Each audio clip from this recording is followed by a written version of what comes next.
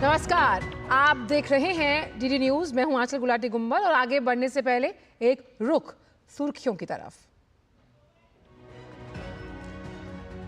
राहुल गांधी के रायबरेली से चुनाव लड़ने पर प्रधानमंत्री का कटाक्ष। बर्धमान की जनसभा में साधा निशाना, बोले अमेठी से भागकर रायबरेली में खोज रहे हैं रास्ता। कहा आज मैं भी उनसे कहता हूं, डरो मत, भागो मत।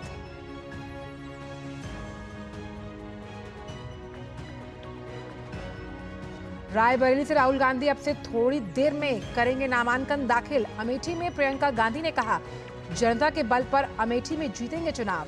बीजेपी ने कहा, अमेठी जाने से डरते हैं राहुल।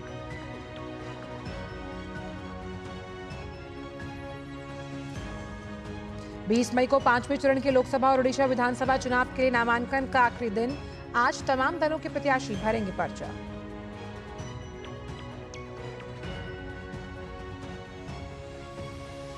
शराब नीति घोटाले में आरोपी अरविंद केजरीवाल की गिरफ्तारी की टाइमिंग पर आज सुप्रीम कोर्ट में जवाब देगी ईडी। हाईकोर्ट में मनीष सिसोदिया की जमानत पर थोड़ी देर में सुनवाई।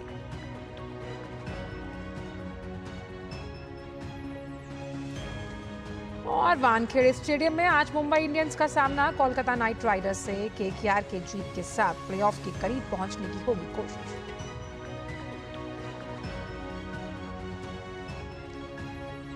और खबरों में सबसे पहले बात करते हैं 24 की चुनौती से जुड़ी हुई।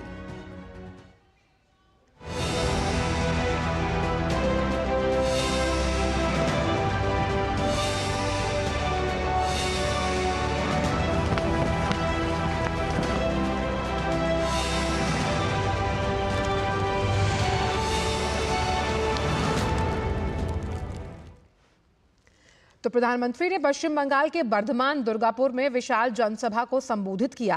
प्रधानमंत्री ने कांग्रेस नेता राहुल गांधी के रायबरेली से चुनाव लड़ने पर जोरदार कटाक्ष किया। प्रधानमंत्री ने कहा कि आज मैं उनसे कहना चाहता हूं, डरो मत, भागो मत।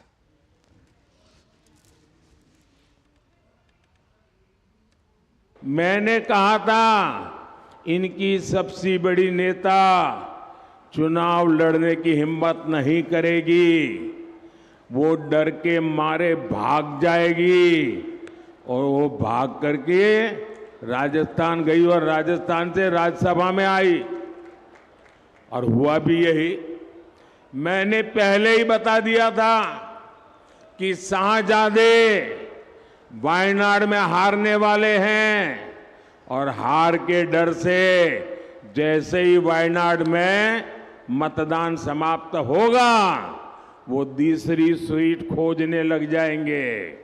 और अब दूसरी सीट पर भी उनके सारे चेले चपाटे कह रहे थे अमेठी आएंगे, अमेठी आएंगे, लेकिन अमेठी से भी इतना डर गए, इतने डर गए, वहां से भागकर अब रायबरेली में खोज रहे हैं रास्ता।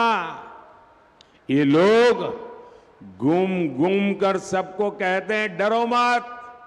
मैं भी आज उन्हें कहता हूं और बड़े जी भर के कहता हूं, अरे डरो मत, भागो मत। प्रधानमंत्री ने कहा कि उन्होंने गरीबी को जिया है और गरीबों की मुश्किलों को भी वो जानते हैं। प्रधानमंत्री ने कहा कि इसी वजह से वो देशवासियों का जीवन आसान बनाने के लिए लगातार जुटे हुए हैं। प्रधानमंत्री ने कहा कि पिछले एक दशक में देश में बहुत काम हुआ, लेकिन अभी बहुत कुछ और करना है, क्योंकि मोदी मौज करने के लिए पैदा नहीं हुआ। कांग्रेस, टीएमसी और लेफ्ट पर तुष्टीकरण और वोट बैंक की राजनीति का आरोप लगाते हुए प्रधानमंत्री ने वोट जिहाद वाले बयान पर भी पलटवार किया है। अब ये कहते हैं मोदी के खिलाफ वोट जिहाद करो। जिहाद क्या होता है ये हमारे देश के लोग भली भांति जानते हैं। हमारे देश में दशकों से ये वोट जिहाद का खेल पर्दे के पीछे चलता था, चुपचाप चलता था। पहली बार वो इतने हताश और निराश हो चुके हैं कि खुलेआम अब वोट जिहाद की सार्वजनिक माइक पर घोषणा कर रहे हैं। इसलिए वोट जिहाद की इस अपील पर कांग्रेस का शाही परिवार चुप है। यहां टीएमसी का परिवार चुप है, लेफ्ट का परिवार चुप है। यानी कांग्रेस हो, लेफ्ट हो, टीएमसी हो, ये इंडी अलायंस के जो भी चट्टे बट्टे हैं, सारे के सारे वोट जिहाद से सहमत है। प्रधानमंत्री ने तृणमूल कांग्रेस के एक नेता द्वारा हिंदुओं को नदी में बहा देने के आपत्तिजनक बयान की भी आलोचना की है। प्रधानमंत्री ने पूछा कि तुष्टीकरण के लिए आखिर बंगाल में ऐसा हाल क्यों बना दिया गया है। बंगाल में हिंदुओं के साथ क्या हो रहा है? ऐसा लग रहा है यहां हिंदुओं को बंगाल में टीएमसी की सरकार ने यहां हिंदुओं को दोयम दर्जे का नागरिक बना करके रख दिया है। ये कैसे लोग हैं? जय श्री राम के उद्घोष से उनको आपत्ति है, जय श्री राम बोलो तो उनको बुखार आ जाता है। इनको राम मंदिर के निर्माण से आपत्ति है, इन लोगों को रामनवमी की शोभा यात्रा से आपत्ति है। मैं आज पूछना चाहता हूं टीएमसी सरकार से, यहां संदेश खाली में हमारी बहनों के साथ, हमारी दलित बहनों के साथ इतना बड़ा अपराध हुआ, पूरा देश कार्रवाई की मांग करता रहा, टीएमसी उसके गुनहगार को बचाती रही। क्या सिर्फ इसलिए क्योंकि उस गुनहगार का नाम शाहजहां शेख था? और जिस तरह से प्रधानमंत्री ने जो ये दोनों सीटें हैं और ख़ास तौर पर अमेठी से ना लड़कर रायबरेली से अपने नामांकन को दाखिल करने के लिए राहुल गांधी कभी भी इस वक्त पहुंच सकते हैं, इस पर पलटवार किया है। इसी पर ज़्यादा बात करने के लिए फ़ोन पर हमारे साथ सलाहकार संपादक विनोद मिश्रा जुड़े हुए हैं। विनोद जी, लगातार ये सवाल जो हमेशा सुबह से हम पूछ रहे हैं कि भाई अमेठी अगर छोड़ना ही था तो फिर सस्पेंस क्यों बरकरार किया, लेकिन प्रधानमंत्री ने अपने पलटवार और कटाक्ष में साफ किया कि इसका पूर्व अनुमान उन्हें पहले से ही था कि वो अमेठी से भागेंगे तो और कहीं ना रास्ता खोजते हुए नजर आएंगे दूसरी सीट से। आंचल, आपने बिल्कुल सही कहा और ये बात तो राहुल गांधी ने खुद मौका दिया है आज पीएम को कहने के लिए।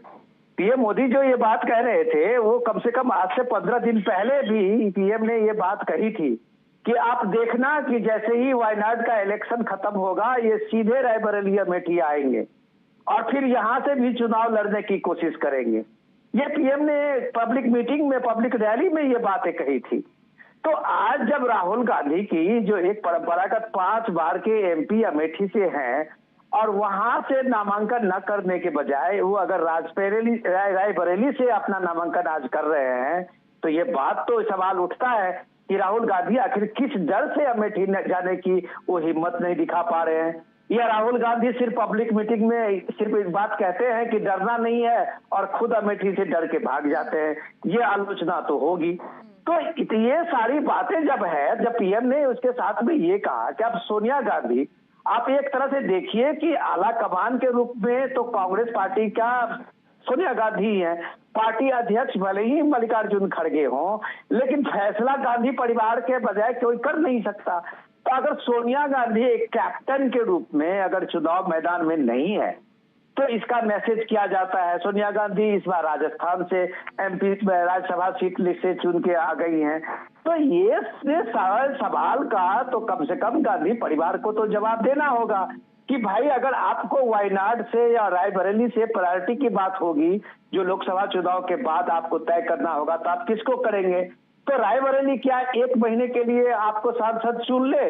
ये बहुत से सारे सवाल है जिस सवालों का जवाब राहुल गांधी को, कांग्रेस पार्टी को देनी होगी। मिश्रा जी, क्या रिस्क है जो रायबरेली को फिक्स किया गया? क्योंकि वायनाड की वोटिंग हुए काफी दिन हो गए, वोटिंग का प्रतिशत जानना चाह रहे थे राहुल गांधी, क्योंकि कहीं ना कहीं वो वादा तो उत्तर प्रदेश में भी करते हैं, वहाँ साउथ में भी जाकर करते हैं कि ये मेरा घर है। उनका असली घर क्या है, आखिर वो पहचान क्यों नहीं पा रहे?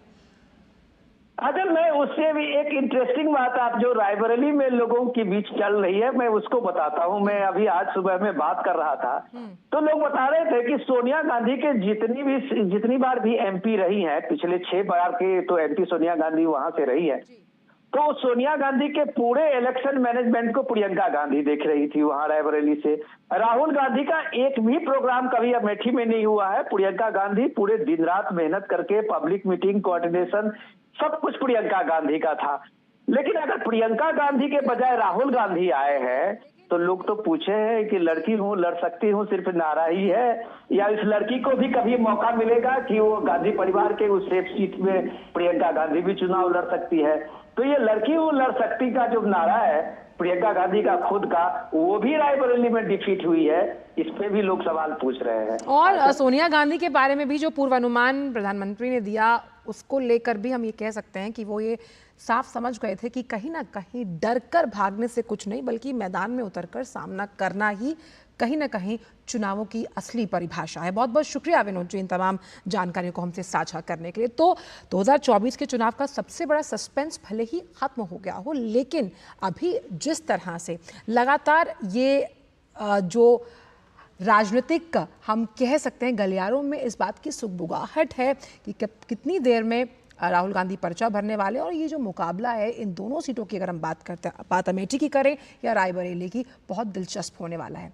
वापस आपको लिए चलते हैं बंगाल, जहां इसके बाद प्रधानमंत्री कृष्णानगर और बोलपुर में चुनावी जनसभा करेंगे। प्रधानमंत्री की चुनावी रैली पर कृष्णानगर लोकसभा से भाजपा प्रत्याशी राजमाता अमृता रॉय से बात की है हमारे संवाददाता विशाल बेरिस्टो ने। खास बातचीत आइए आपको सुनवाते हैं। पश्चिम बंगाल की कृष्णानगर सीट पर सबकी निगाहें हैं और वजह यह है कि कृष्णानगर से बीजेपी ने पूर्व महारानी अमृता रॉय को मैदान में उतारा है और अमृता रॉय का सामना है टीएमसी की महुआ मोइत्रा से। आइए हम उनसे बात करते हैं और जानते हैं। अमृता जी, किस तरह का कॉन्टेस्ट आप देख रहे हैं? पहली बार आप पॉलिटिक्स में आ रही हैं और वो भी चुनाव में। नहीं, हमको कुछ टेंशन नहीं है इस बारे में, क्योंकि प्रधानमंत्री जी ने खुद हमसे बात किए हुए हैं। उन्होंने जो कुछ भी बताए हैं हम उस तरीके से ही चल रहे हैं। हमारा प्रचार भी अच्छा ही चल रहा है। आप राज परिवार से आती हैं, राज परिवार का कितना इम्पैक्ट रहेगा लोगों में? क्या अब भी वो पुराना नाता बना हुआ है? हाँ, कनेक्ट वो जो था अभी भी है। लोगों का बहुत प्यार मिल रहा है, आशीर्वाद मिल रहा है और गुड विशेस भी मिल रहा है। अच्छा, ये बताइए कि अगर कृष्णानगर की बात करें तो किस तरह का एजेंडा है आपके दिमाग में? क्या आप देंगी कृष्णानगर को अगर आप यहाँ से जीत हासिल करती हैं तो, विकास को लेकर, खासतौर से डेवलपमेंट को लेकर? बहुत से प्लान्स हैं, क्योंकि इधर जो पहले का मंत्रियों थे वो उन्होंने काम शायद कुछ किया नहीं हो, उसी तरह से हमको सुनने को मिल रहा है। सो हमको उधर से ही आगे ले जाना होगा। आपका मुकाबला है टीएमसी के महुआ मोइत्रा से, किस तरह से देखती हैं आप इस कॉन्टेस्ट को? नहीं, हम उनसे हमारा कोई जोग नहीं है। सो हम हमारे दिशा में आगे चल रहे हैं। आखिरी सवाल, प्रधानमंत्री आज आपकी कॉन्स्टिट्यूएंसी में रैली भी करने जा रहे हैं, वो कितना आपके लिए फायदेमंद होगा? No, I am very blessed कि वो हमारे लिए आ रहे हैं, हमसे बात भी किए हैं। सो आई एम कॉन्फिडेंट। ये है पूर्व महारानी कृष्णानगर से, जिनका ये कहना है कि लोगों से जो उनका पुराना नाता है राज परिवार का, उसके अलावा प्रधानमंत्री का जो नेतृत्व है वो उनकी जीत सुनिश्चित करता है। कैमरामैन मनमोहन के साथ मैं विशाल बेरिस्टो, डीडी न्यूज, कृष्णानगर। और वहीं इसके बाद प्रधानमंत्री झारखंड का रुख करने वाले हैं। यहाँ वो सिंहभूम में शाम 5 बजे रैली करेंगे। ये सीट हार जीत से ज्यादा प्रतिष्ठा का केंद्र बन गई। इसकी वजह है गीता कोड़ा। कांग्रेस की मौजूदा सांसद होने के बावजूद भाजपा के टिकट पर गीता कोड़ा मैदान में उतरी हैं।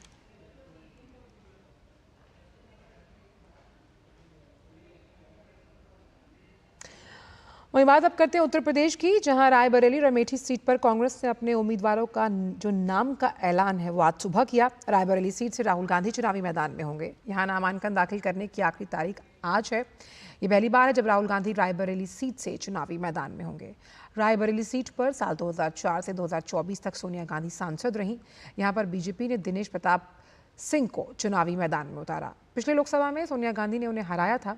राहुल गांधी इस बार भी केरल के वायनाड से चुनावी मैदान में है, जिस पर वोटिंग हो चुकी है।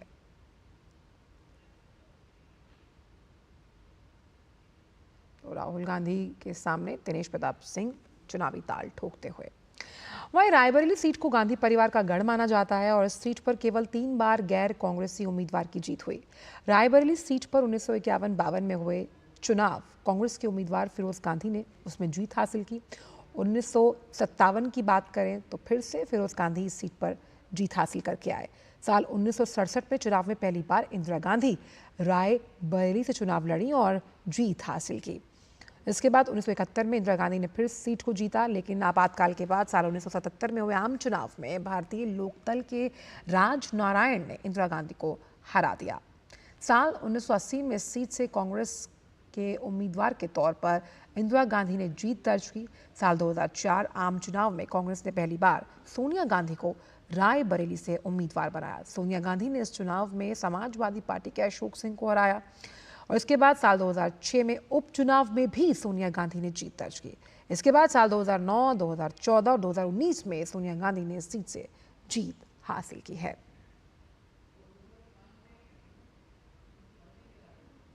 कांग्रेस नेता प्रियंका गांधी ने अमेठी की जनता को संबोधित करते हुए कहा कि कांग्रेस उम्मीदवार केएल शर्मा अमेठी से चुनाव लड़ रहे हैं। ये पिछले 40 वर्षों से आप लोगों की सेवा कर रहे हैं, आपकी हर समस्या को जानते हैं। हम एक बार फिर से अमेठी में सेवा की राजनीति और सच्चाई की राजनीति वापस लाना चाहते हैं। आप सबको मालूम है कि किशोरी जी यहाँ से चुनाव लड़ेंगे, हर कार्यकर्ता को जानते हैं, पहचानते हैं और यहाँ की जो समस्याएं हैं, यहाँ की जो मुश्किलें हैं, उनको अच्छी तरह से जानते हैं। हम अमेठी में एक बार फिर सच्चाई की राजनीति और सेवा की राजनीति वापस लाना चाहते हैं। कांग्रेस के नेता और साथ ही साथ वरिष्ठ होने के लिहाज से राजस्थान के पूर्व मुख्यमंत्री अशोक गहलोत ने कहा कि कांग्रेस दोनों सीटों पर भारी बहुमत से जीतेगी। उन्होंने कहा कि पूरे देश में अच्छा संदेश गया और कांग्रेस के कार्यकर्ताओं में काफी उत्साह है। सोच समझ के फैसला होगा, अच्छा फैसला होगा। दोनों सीटें जीतेंगे भारी बहुमत से। पूरे देश भर में माहौल गया है, मैसेज गया है एक्स्ट्रा ऑर्डिनरी। कार्यकर्ताओं में बहुत उत्साह है। और वहीं कांग्रेस की आज की उम्मीदवारों की लिस्ट में प्रियंका गांधी का नाम नहीं है। इस बार भी वो चुनाव नहीं लड़ रही। इसके पीछे क्या कारण है ये तो पार्टी या तो खुद बताएगी या प्रियंका बता पाएंगी, लेकिन बीजेपी कह रही है कि राहुल गांधी अपनी बहन को भी न्याय नहीं दिला पाए। ये दिखाता है कि कहीं ना कहीं कांग्रेस पार्टी में कुछ ना कुछ चल रहा है। राहुल गांधी जी कहते थे डरो मत, डरो मत, डरो मत। अब डर डर कर कभी अमेठी से वायनाड, कभी वायनाड से रायबरेली, ये दिखाता है कि हार का डर कहाँ कहाँ लेकर जा रहा है। और डर तो इतना कि एक साथ कहीं दोनों ही ना हार जाएं, तो एक ही सीट से लड़ रहे हैं। न्याय नहीं दिला पाए अपनी बहन को भी, क्योंकि एक तरफ रॉबर्ट वाड्रा जी भी टिकट मांगते थे, दूसरी तरफ कांग्रेस की मांग प्रियंका जी के लिए भी थी, लेकिन उनकी लिस्ट में कहीं बहन का नाम नहीं आया है। ये अपने आप में दिखाता है कि कहीं ना कहीं कुछ ना कुछ कांग्रेस पार्टी में चल रहा है और ये अब देश के सामने खुलकर बात आ गई है।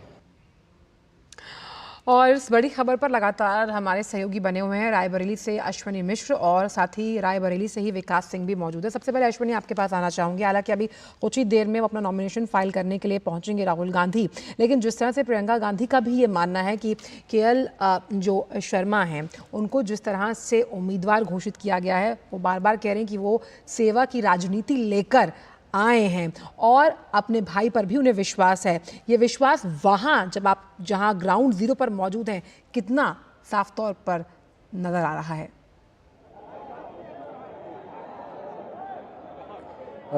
आंचल, देखिए, सबसे बड़ी बात यह है कि चुनाव में जनता नेता चुनती है। चुनाव में जनता किसी का सहायक नहीं चुनती है या किसी का सचिव नहीं चुनती है या फिर कोई इस तरीके का बाबू नहीं चुनती है। अमेठी की अगर बात करें तो अमेठी में केएल शर्मा की जो छवि है वो सोनिया गांधी के प्रतिनिधि के रूप में, राहुल गांधी के प्रतिनिधि के रूप में, या फिर जनता और राहुल गांधी और सोनिया गांधी का जो कार्यकाल रहा है संसदीय, उसमें ब्रिज के रूप में जनता उन्हें नेता नहीं मानती है। सबसे बड़ी चुनौती किशोरीलाल शर्मा के सामने अमेठी में होगी कि वो अपने को एज ए नेता एज ए लीडर, एक नेतृत्वकर्ता वहाँ पर इस्टेब्लिश करे। जनता के मन में एक जो छवि बन जाती है उसको तोड़ पाना बहुत मुश्किल होता है। सोनिया गांधी वहाँ पर नेता मानी गई, समादृत हुई, वहाँ से जीती। राहुल गांधी वहाँ से प्रतिनिधित्व देने में कामयाब रहे। वहाँ गांधी परिवार के प्रति लोगों की अपनी विशेष आकर्षण, ये भी बात सही है। लेकिन किशोरीलाल शर्मा को वहाँ की जनता किस रूप में लेगी, नेता मानेगी नहीं मानेगी, या नेता किशोरीलाल शर्मा अपने को साबित कर पाएंगे ना पाएंगे, ये सबसे बड़ी चुनौती है। निश्चित तौर से अगर रायबरेली की बात करें, रायबरेली की हम पूरी स्थिति दिखाएंगे। राधेश्याम हमारे कैमरा पर्सन है, राधे कृष्ण। यहाँ पर अगर आप देखें तो पूरा का पूरा युवाओं का हुजूम उमड़ पड़ा है और झंडे अगर आप देखेंगे तो समाजवादी युवजन सभा के भी युवक बड़ी संख्या में यहाँ पर पहुँचे हैं और कांग्रेस के यूथ ब्रिगेड के और साथ ही साथ कांग्रेस के जो परंपरागत वोटर्स हैं वो यहाँ पर पहुँचे हैं। सुबह जब हम यहाँ पर पहुँचे थे तो यहाँ पर कार्यकर्ताओं की, इनके मतदाताओं की, समर्थकों की संख्या केवल सैकड़ों में थी। अब ये तादाद हजारों में पहुँच चुकी है। देख सकते हैं कि सब बड़ी तादाद में यहाँ पर मौजूद है और राहुल गांधी और अखिलेश यादव के जिंदाबाद के नारे लगाते हुए लोग यहाँ पर इंतजार कर रहे हैं कि राहुल गांधी यहाँ पर पहुँचेंगे। तकरीबन 12:30 बजे के आसपास पहुँचने को उनका समय है। ये वो स्थान है जहाँ पर इंदिरा गांधी जब 1967 में पहली बार इस क्षेत्र से पर्चा दाखिल करने जा रही थी तो यही स्थान है जहाँ पर पंडित गया प्रसाद शुक्ल के यहाँ आकर उन्होंने पूजा अर्चना की थी। लोग बताते हैं, यहाँ के स्थानीय लोग बताते हैं। अंदर गणेश जी का मंदिर है। उसी परंपरा को कायम करते हुए सोनिया गांधी यहाँ से पर्चा दाखिला करती थी। राहुल गांधी भी आज यहाँ पर पहुँचेंगे, पर्चा दाखिल करेंगे। कुछ युवा हैं हमारे साथ। सबसे बड़ा जो आप लोगों के भी दिमाग में, कब आप लोग जाने कि राहुल जी यहाँ से आपके प्रतिनिधि चुनाव लड़ने के रूप में, प्रतिनिधि के रूप में यहाँ पर आपके आ रहे हैं चुनाव लड़ने? जी, हमको सुबह, क्योंकि उत्सुकता हमारी जो है आज कईयों दिन से थी, क्योंकि जैसे हमने सुबह आज न्यूज़ में देखा कि यहाँ से राहुल गांधी जी आ रहे हैं तो एक उत्साह जो था लोगों में वो कईयों गुना हो गया है। क्योंकि अब लोगों के मन में ये होगा कि कोई कुछ नहीं, अब केवल राहुल गांधी। अब एकदम आप ठेठ अंदाज में बोल रहे, कईयों गुना हो गया। एक चीज़ और पूछेंगे, एकदम साफ साफ बताइए, प्रियंका गांधी यहाँ पर सोनिया जी के प्रतिनिधि के रूप में लोगों से मिली जुली है, घुली मिली है, युवाओं में उनको लेके काम धाम करने का, प्रचार करने का पूरा अनुभव क्षेत्र का है जी। वो कनेक्ट जो है, पीपल टू पीपल कनेक्ट या इलाकाओं का जानकारी राहुल जी को उतना नहीं है जी। अमेठी से वो रहे हैं।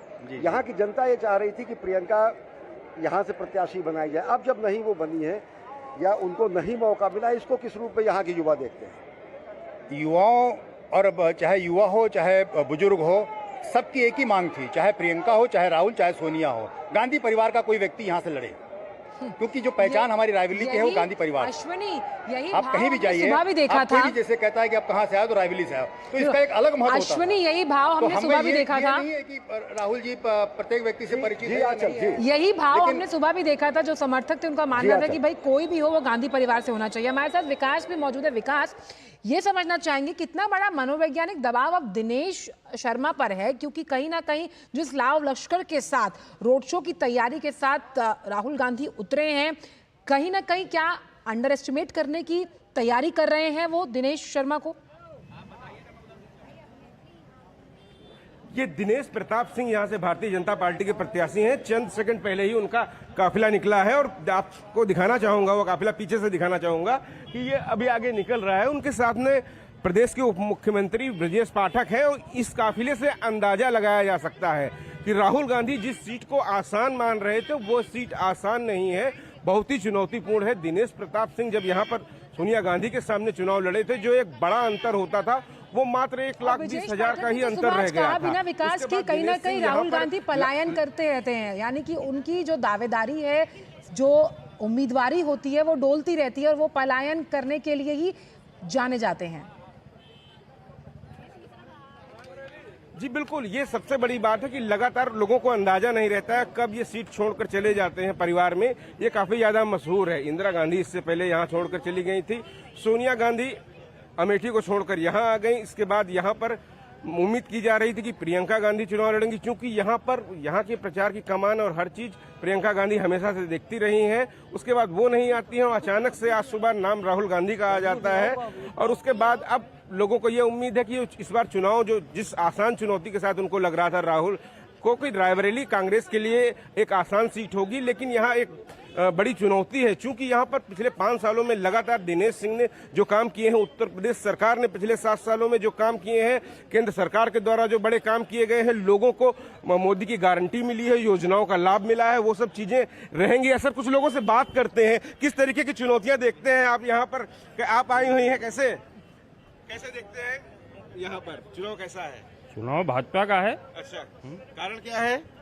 ये भाजपा ने, मोदी ने गारंटी दी है, यहाँ फायदा मिलता है लोगों को, तो इसलिए भाजपा का है चुनाव। और अश्विनी, आपसे बात करने का बहुत मन है, लेकिन समय हमारे पास कम है। और आज तो अगर हम चुनावी चकल्लस का जब जिक्र करते हैं तो ये खबर दिन भर बनी ही रहेगी सुर्खियों में। बहुत बहुत शुक्रिया फिलहाल तमाम जानकारियों को हमसे साझा करने के लिए। और बढ़ते हैं आगे। मिलते जुलते नाम वाले डमी उम्मीदवारों को रोकने के लिए तत्काल कदम उठाने के लिए चुनाव आयोग को निर्देश देने की मांग वाली जनहित याचिका पर सुनवाई से सुप्रीम कोर्ट का इनकार हो चुका है। जस्टिस गवई के बेंच ने कहा कि अगर किसी व्यक्ति का बचपन से नाम राहुल गांधी है तो क्या आप उसे चुनाव लड़ने से रोक देंगे? याचिकाकर्ता का कहना था कि ऐसे उम्मीदवारों को जानबूझकर चुनाव को प्रभावित करने के लिए उतारा जाता है ताकि वोटरों को भ्रमित किया जा सके। कोर्ट ने कहा कि याचिका सुनवाई लायक नहीं है।